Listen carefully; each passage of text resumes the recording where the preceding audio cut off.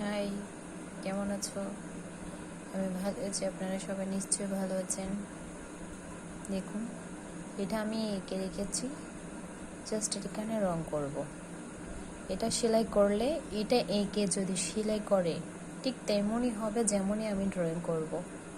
Please like comment share করতে ভুলবেন না। প্লিজ দেখুন আমি রং করছি এখন। ভালো লাগলে লাইক কমেন্ট শেয়ার করতে ভুলবেন না প্লিজ। দেখুন আমি রং করছি,